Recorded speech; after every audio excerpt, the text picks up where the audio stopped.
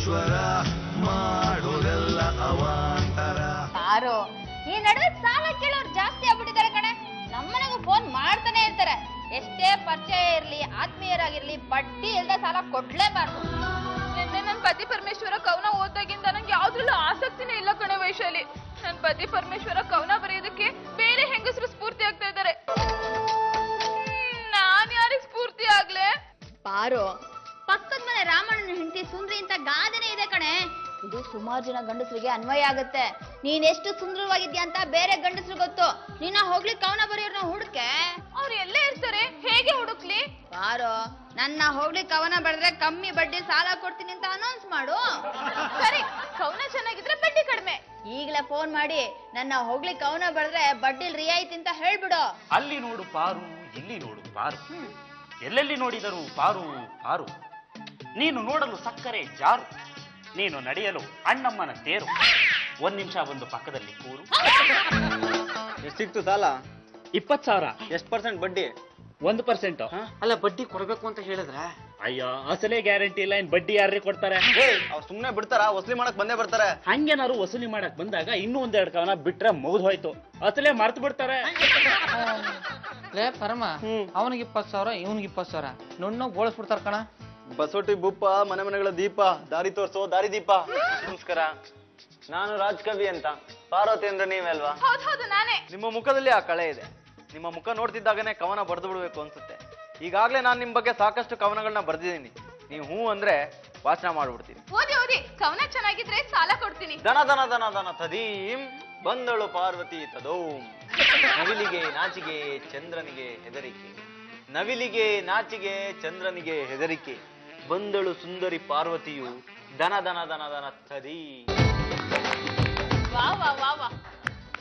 ಮುಂದಕ್ಕೆ ಓದಿ. ಎಲ್ಲ ಹನಿಗವನಗಳೇ. ಈ ತರ 100 ಹನಿಗವನಗಳನ್ನ ನಿಮ್ ಬಗ್ಗೆ ನಾನು ಬರ್ದಿದ್ದೀನಿ. ನೀವು ಹೂ ಅಂದ್ರೆ ಸಂಕಲನ ಮಾಡಿ ನಿಮ್ದೊಂದು ಫೋಟೋ ಹಾಕ್ಸಿ ಬುಕ್ ಪ್ರಿಂಟ್ ಮಾಡ್ಬೇಕು ಅಂತಿದ್ದೀನಿ. ಆಗ್ಬೋದು. ನಿಮ್ಮನ್ನ ನೋಡಿ ತುಂಬಾ ಸಂತೋಷ ಆಯ್ತು ಪಾರ್ವತಿ ಅವರೇ. ನೀವು ಕವನ ಬರಿತಾ ಇದ್ರಂತೆ? ಹೌದು, ನಾನು ಸುಮಾರು ಕವನಗಳನ್ನ ಬರ್ದಿದ್ದೀನಿ. ಅಲ್ಲ ರೀ, ನಿಮ್ಗೆ ನಾಚಿಕೆ ಮಾನ ಮರ್ಯಾದೆ ಏನು ಇಲ್ವಾ? ನನ್ನ ಕವನನ್ನ ಕದ್ದು ನಿಮ್ಮದು ಅಂತ ಫೋಟೋ ಹಾಕ್ಸ್ಕೊಂಡಿದ್ದೀರಲ್ಲ. ಏನೇ ಇದು? ಗೊತ್ತಿಲ್ಲ ಕಣೆ. ನೋಡ್ರಿ, ಪೇಪರ್ ಅಲ್ಲಿ ಕವನ ಬಂದಿದೆ, ನಿಮ್ಮ ಫೋಟೋ ಹಾಕ್ಸ್ಕೊಂಡಿದ್ದೀರಾ. ಎಷ್ಟು ಎವಿಡೆನ್ಸ್ ಹಾಕು ಬಿಡಿ. ನಾನು ಮನೆ ನೋಡ್ಕೊಂಡಿದ್ದೀನಿ, ನಮ್ಮ ಲಾಯರ್ನ ಮನೆಗೆ ಕಳಿಸ್ತೀನಿ. ಕೋರ್ಟಿಂದ ಸಮನ್ಸ್ ಬರುತ್ತೆ. ಮಾನನಷ್ಟ ಮೊಕದ್ದಮೆ ಜೊತೆಗೆ ಕಾಪಿ ರೈಟ್ ಉಲ್ಲಂಘನೆ ಅಂತ 4-5 ಲಕ್ಷ ರೂಪಾಯಿ ದಾವೆ ಹೂಡ್ತೀನಿ. ಪಾರು, ಒಳ್ಳೆ ಇಕ್ಕಟ್ಟಲ್ಲಿ ಸಿಗಾಕೊಂಡಿಯಲ್ಲ. ಈಗ ಏನೇ ಮಾಡೋದು ವೈಶಾಲಿ? ಪಾರು, ಆ ರಾಜ್ ಕವಿ ಅವನಾಗೆ ಬಂದ, ಕವನ ಬರ್ದ, ನಿನ್ ಹೆಸರಿಟ್ಟ. ಅದಕ್ಕೆ ನಾವೇನ ಮಾಡಕ್ಕಾಗತ್ತೆ? ನಾಳೆ ಅವನ ಕರ್ಸೆ, ಈ ಕವಿಗೂ ಆ ಕವಿಗೂ ಫಿಟ್ಟಿಂಗ್ ಇಟ್ರಾಯ್ತು. ವೈಶಾಲಿ, ನೀನಂತ ಫ್ರೆಂಡ್ ಸಿಕ್ಕಿದ್ದು ನನ್ನ ಅದೃಷ್ಟ ಕಣೆ.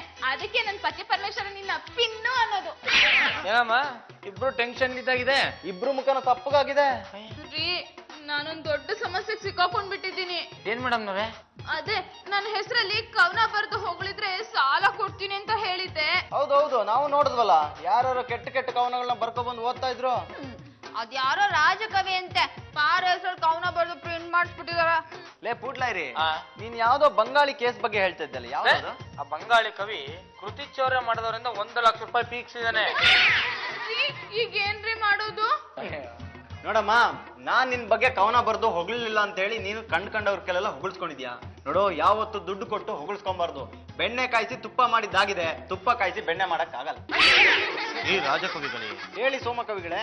ದಾಖಲೆ ಸಮೇತ ಬಂದಿದ್ದೀನಿ. ಈ ಕೃತಿ ನಂದೇ. ಈಗ ಏನ್ ಮಾಡ್ಬೇಕು ಅಂತಿದ್ದೀರಾ? ಮಾನನಷ್ಟ ಮೊಕದ್ದಮೆ, ಕೃತಿ ಚೌರ್ಯದ ಕೇಸ್ ಹಾಕ್ತೀನಿ. ಬೇಡ ಸರ್, ಜನ ನನ್ನ ಹೊಗಳ್ಳಿ ಅಂತ ಈ ಸ್ಕೀಮ್ ತಂದೆ ಅಷ್ಟೇ.